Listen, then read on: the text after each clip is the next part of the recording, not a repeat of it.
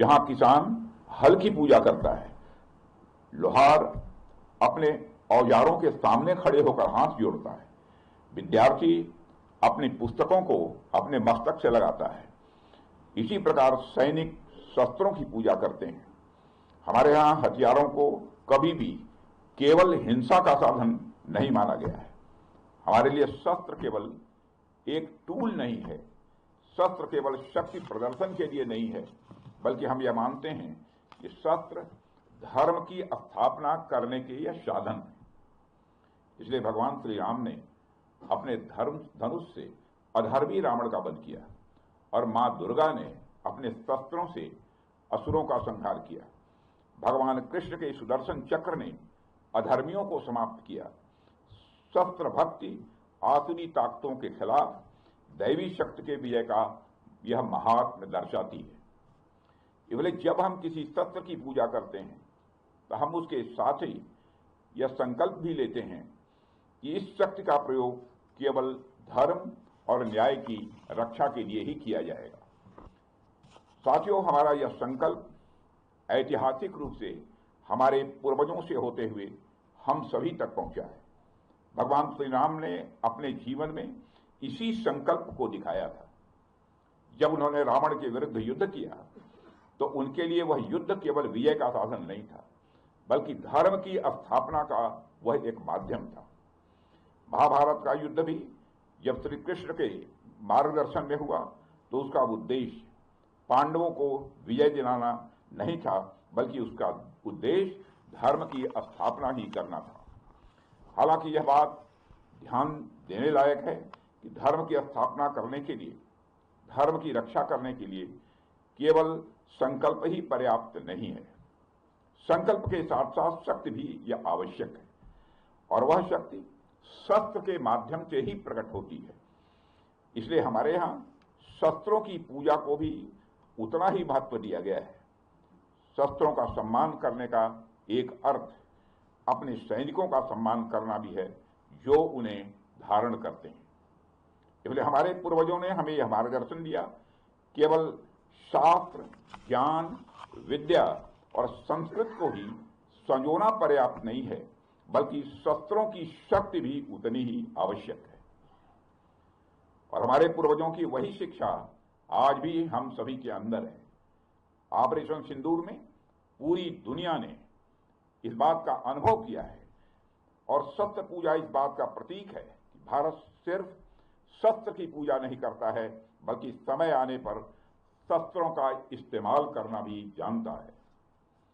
आप हमारे देवी देवताओं की प्रतिमाओं को ध्यान से देखिए, उनके एक हाथ में शास्त्र है तो दूसरे हाथ में शस्त्र है, क्योंकि हमें वह संदेश देते हैं कि शास्त्रों की रक्षा शस्त्र से ही की जा सकती है। अगर हमारे पास ज्ञान है लेकिन उसे बचाने के लिए हमारे पास शक्ति नहीं है तो स्वाभाविक रूप से वह ज्ञान नष्ट हो जाएगा। और अगर हमारे पास केवल शस्त्र है परंतु उनका मार्गदर्शन करने वाला जो ज्ञान चाहिए वह ज्ञान नहीं है तो वह शक्ति अराजकता में बदल जाएगी। इसलिए शास्त्र और शस्त्र का संतुलन ही हमारी सभ्यता को जीवंत और अजेय बनाता है।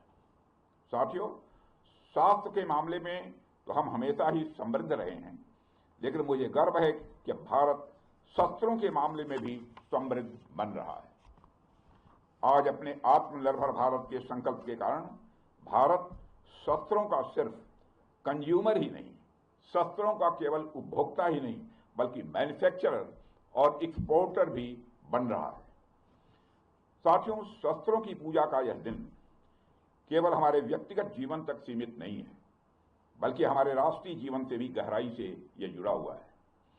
जब एक राष्ट्र के रूप में हम अपने शस्त्रों का सम्मान करते हैं तो हम केवल हथियारों का नहीं, बल्कि हम अपनी सामूहिक शक्ति, अपनी सुरक्षा और अपनी स्वतंत्रता का भी सम्मान कर रहे होते हैं।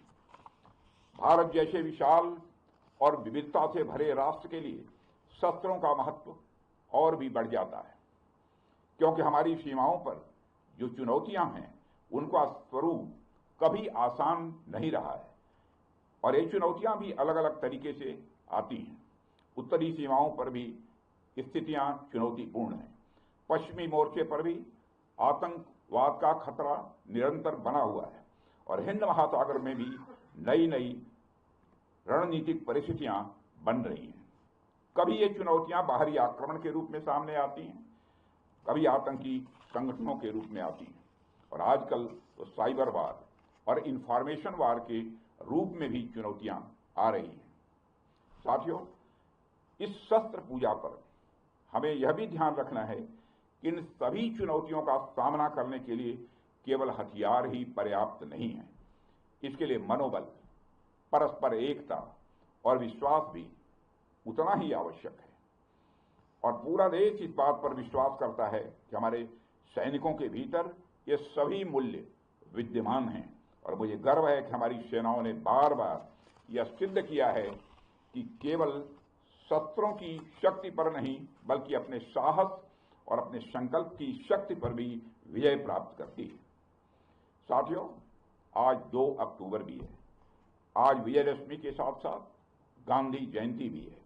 जब मैं मनोबल की बात कर रहा हूं तो स्वाभाविक रूप से हम सबका ध्यान महात्मा गांधी जी की ओर भी जाता है। वह तो अपने आप में मनोबल के ज्वलंत उदाहरण थे। उनके पास दुश्मन से लड़ने के लिए सिवाय मन की शक्ति के अतिरिक्त और कोई भी हथियार नहीं था। इसके बावजूद उन्होंने उस समय की सबसे शक्तिशाली साम्राज्य को घुटनों पर ला दिया था। फिर हमारे सैनिकों के पास तो शस्त्र भी है और मनोबल भी है और हमारे सामने तो कोई चुनौती टिक ही नहीं सकती है। साथियों, ऑपरेशन सिंदूर के दौरान हमारी आर्म्ड फोर्सेज ने यह दिखा दिया कि भारत की संप्रभुता को चुनौती देने वाली ताकतें चाहे जहां कहीं भी छिपी हों, हम उन्हें ढूंढकर उनका खात्मा करने की शक्ति रखते हैं। दुनिया की कोई भी ताकत हो, यदि वह हमारी संप्रभुता को चुनौती देगी तो भारत चुप नहीं रहेगा। श्री रामचरितमानस में एक चौपाई में भगवान श्री राम ने भी कहा है, देव दनुज भूपति भटनाना, संबल अधिक हो बलवाना, जो रण हमहि पचारे कोई, लड़हि सुखेन कालु किन होई। मतलब वह चाहे कोई भी हो, यदि रण में हमें ललकारे तो हम उससे सुखपूर्वक लड़ेंगे, चाहे वह काल ही क्यों न हो। इसी प्रकार आज का भारत कहता है, चाहे आतंकवाद हो या किसी भी तरह की समस्या, हम सबसे निपटने और जीतने की पूरी क्षमता रखते हैं।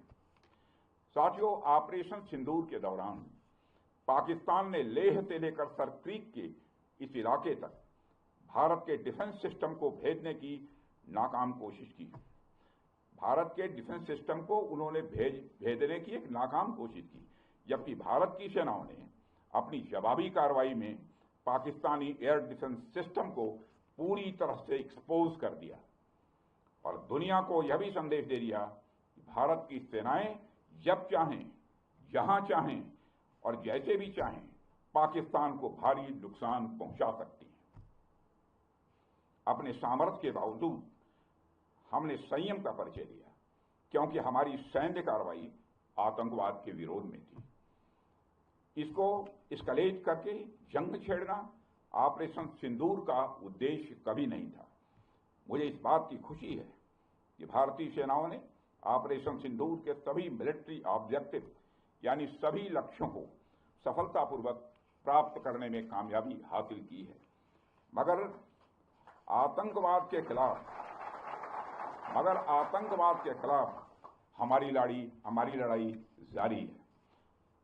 साथियों, आजादी के 78 साल बीत जाने के बावजूद सरक्रीक इलाके में सीमा को लेकर एक विवाद खड़ा किया जाता है। भारत ने कई बार बातचीत के रास्ते इसका समाधान करने का प्रयास किया है, मगर पाकिस्तान की नीयत में खोट है, उसकी नीयत साफ नहीं है। जिस तरह से हाल में पाकिस्तान की फौज ने सरक्रीक के सटे इलाकों में अपना मिलिट्री इंफ्रास्ट्रक्चर बढ़ाया है, वह उसकी नीयत बताता है। साथियों, भारत की सीमाओं की रक्षा भारतीय सेनाएं और बॉर्डर सिक्योरिटी फोर्स मिलकर मुस्तैदी से कर रही हैं।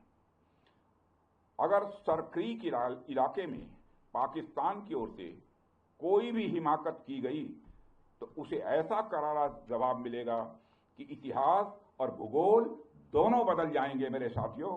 और 1965 की जंग में भारत की सेना ने लाहौर तक पहुंचने का सामर्थ्य भी दिखाया।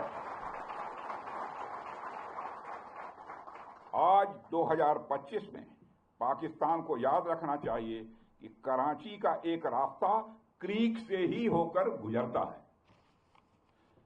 साथियों, आज जब हम यहां शस्त्र पूजा कर रहे हैं तो हमें मां दुर्गा के उस स्वरूप को भी स्मरण करना चाहिए जब सभी देवताओं की शक्तियों का सम्मिलन हुआ और वह दिव्य शक्ति के रूप में प्रकट हुई। मां दुर्गा इस बात की प्रतीक है कि जब विभिन्न शक्तियां एकजुट होती हैं तभी असुरों का संहार संभव हो पाता है। इसमें हमारी नेशनल सिक्योरिटी इंफ्रास्ट्रक्चर के लिए भी एक मैसेज है। थल सेना, वायुसेना और नौसेना, ये तीनों ही सेवाएं और हमारे और बीएसएफ हमारी यह शक्ति के स्तंभ हैं। जब ये सभी मिलकर कार्य करती हैं तभी हम हर चुनौती का प्रभावी ढंग से सामना कर सकते हैं। और हमारी सरकार लगातार अपनी सेनाओं के ज्वाइंटनेस पर भी बल दे रही है। साथियों, आज भी हमें ज्वाइंटनेस का ही एक उदाहरण देखने को मिला है। एक्सरसाइज वरुणास्त्र द्वारा हमारी सर्विसेज की संयुक्त क्षमता का प्रदर्शन देखकर मुझे पूरा भरोसा हो गया कि हम हर चुनौती का सामना करने के लिए तैयार हैं और दुश्मन के हर इरादे को नष्ट नाबूद करने के लिए पूर्ण रूप से तैयार हैं।